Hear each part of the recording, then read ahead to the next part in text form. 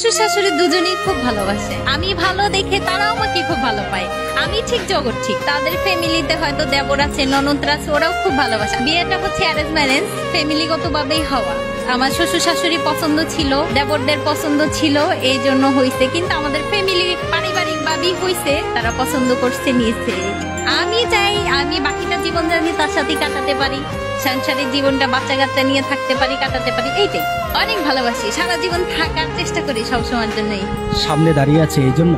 না, মোটেও না, একদমই না। আমি সামনে দাঁড়ানো না, আমি পিছনে বসে সব সময় বলি যাতে আমি সারা জীবন জানি তার সাথে আমি থাকতে পারি। কারণ আমার আব্বু আম্মুর ইচ্ছা, আমার ইচ্ছা, তারা পছন্দ করে দিছে, আমিও গেলাম, তারাও পছন্দ করছে, খুব ভালোই আছি সাংসারিক জীবনে। তাদের নিয়েও ভালো আছি, খুব ভালো আছি আলহামদুলিল্লাহ। কথায় কথায় হাসেন, এই হাসির রহস্য?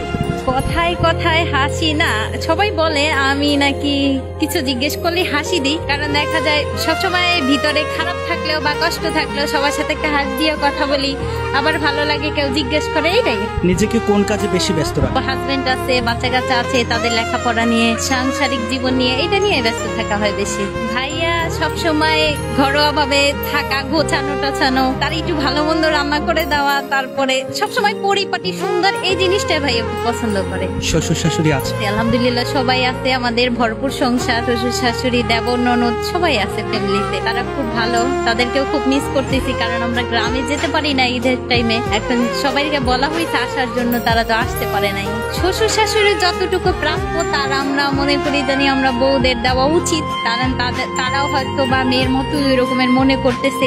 আমরা নিজেরা ঠিক, তো শ্বশুর শাশুড়ি আমাদের এমনিতেই ভালো পাবে। তাদের যত্ন নেওয়াটা, তাদের ভালোবাসা, যেমন তাদেরকে আমরা ভালোবাসলে তারা অবশ্যই আমাদের ভালোবাসবে সবকিছু দিক দিয়ে। এই আর নিজের জায়গা থেকে কতটুকু পেরেছেন তাদের জন্য?